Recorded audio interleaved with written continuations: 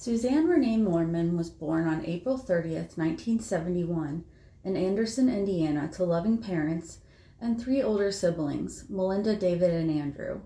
She arrived on her sister Melinda's 15th birthday, so they always had a special bond. In fact, the whole family has always been very close and supportive of each other. As the youngest, Suzanne was doted upon.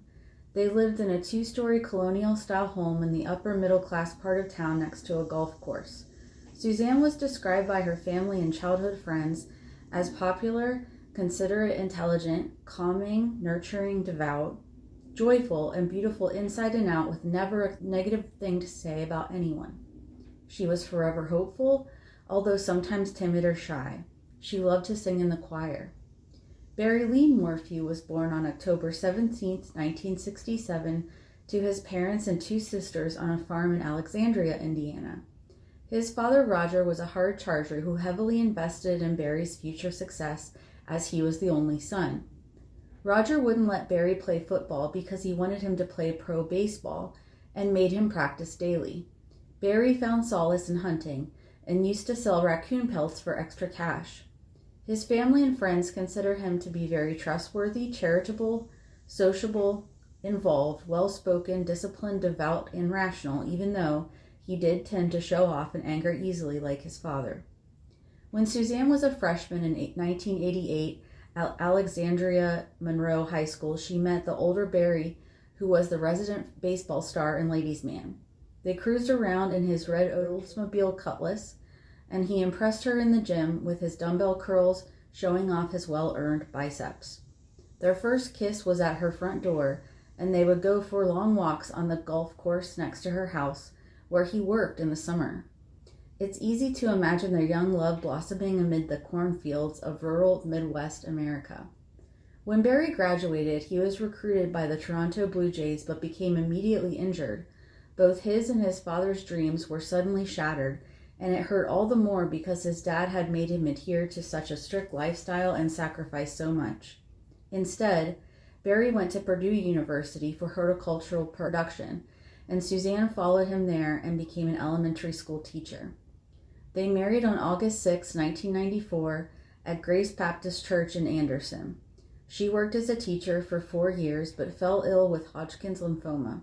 Chemotherapy radiation worked for her, and after she beat the cancer, she became pregnant with their daughter Mallory and decided to stay home.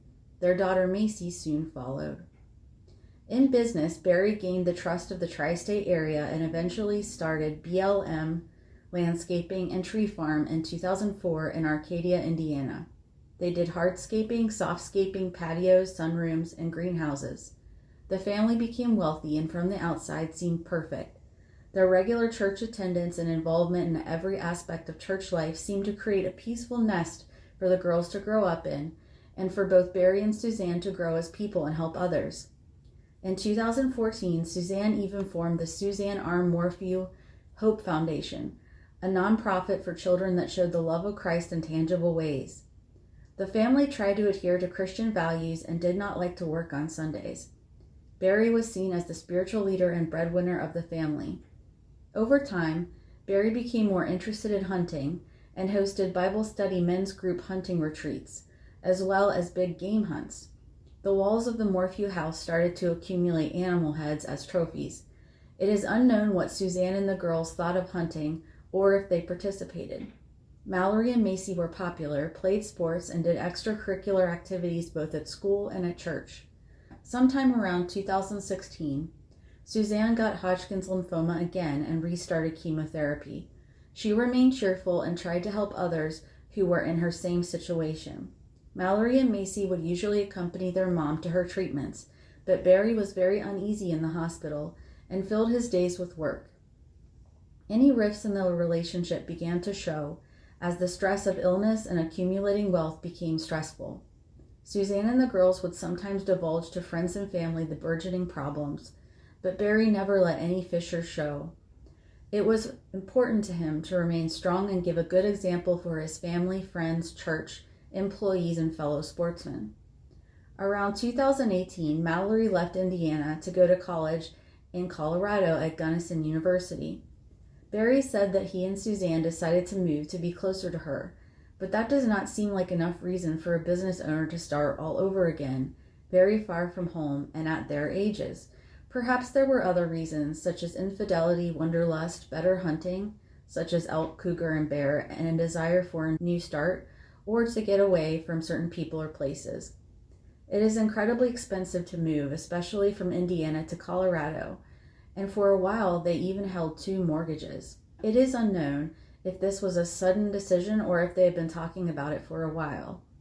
If they had a great interest in living in the West, or if they were interested in Colorado, that would be why Mallory wanted to go to GU.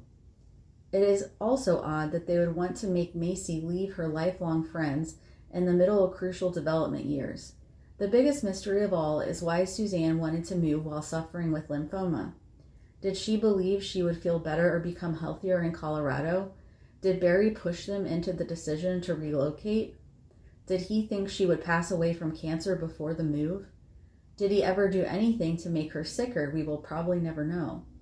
For whatever reason, in the spring of 2018, they listed their 18-acre farmstead in Homestead for $895,000 and moved to just outside Salida, Colorado, where they bought an extensive house with a 3-car garage on 7 acres next to St. Isabel National Forest for $1.3 to $1.8 million at 19057 Puma Path, Poncha Springs, Colorado 81242.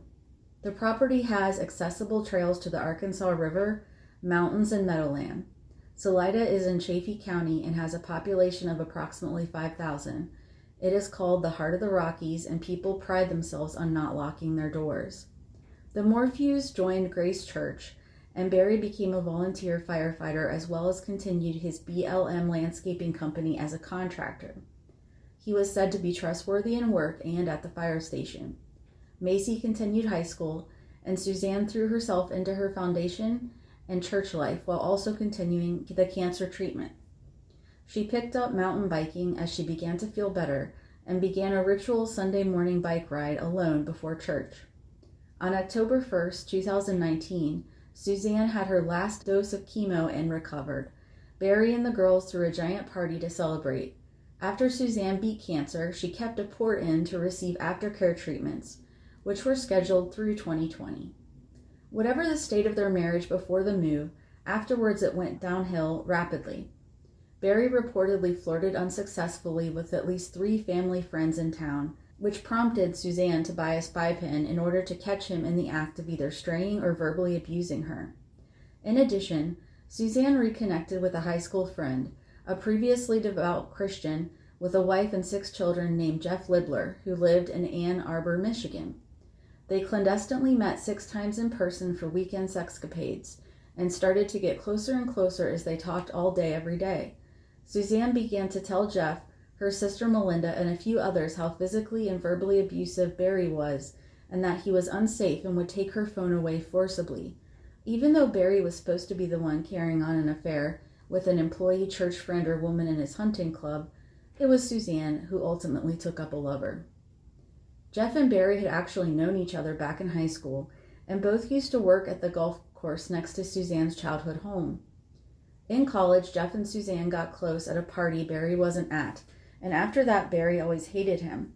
While dating Barry, Suzanne began to feel like Jeff might be the nicer person, but ultimately chose to wed the baseball star instead of the golf whiz. As she and Barry grew farther apart after the big move, she decided to message Jeff the greeting "Howdy Stranger" on Facebook to start the ball rolling. She did not tell Jeff about an inheritance she received from her mother that helped she and Barry out, but she did confide in him about most other things.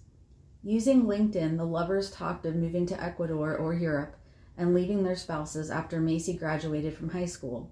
Suzanne started to go on more bike rides away from their property in order to talk to Jeff on the phone in private. As the time of the crime draws near, we see that Suzanne had Jeff, church, her charitable foundation, friends, biking, and her family for support. Barry had church, work, firefighters, friends, hunting, and his family. Reportedly, Suzanne told her daughter Macy and her sister Melinda in February 2020 that she was making moves to divorce Barry and that the situation had become untenable as he began to drink more and more. She even dreaded being alone with him and his Jekyll and Hyde personality. In notes on her phone, she alludes to him being very forceful and exposing himself to her in order to get her in the mood, as well as stalking her. She also mentioned that Barry had found out about Jeff on May 6th, and that Barry might have confided this to Mallory. Obviously, things were falling apart for Suzanne and Barry as he was no longer able to control himself. Barry even started interacting with underage girls via the now-defunct Monkey app, as well as accessing cheating websites and pornography in retaliation.